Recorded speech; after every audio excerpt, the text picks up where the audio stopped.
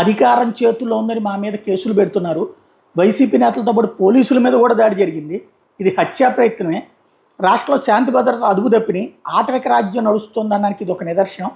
అమరావతిలో తప్పులు జరుగుతున్నాయి కాబట్టే ప్రభుత్వం ఉలిక్కి పడుతుందంటూ బొత్స సత్యనారాయణ, అమరావతి రాజధానిగా అంగీకరించిన వైసీపీకి ఇప్పుడు అక్కడ పర్యటించే నైతిక హక్కు లేదు.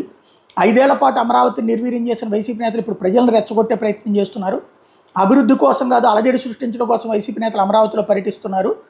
అమరావతి అభివృద్ధిని ప్రజలు స్వాగతిస్తుంటే వైసీపీ మాత్రం అడ్డంకులు సృష్టించే ప్రయత్నం చేస్తుంది. కూటమి ప్రభుత్వం అమరావతి అభివృద్ధికి కట్టుబడి ఉంది. ఎలాంటి కుట్రలు చేసినా రాజధాని నిర్మాణాన్ని ఆపలేరు.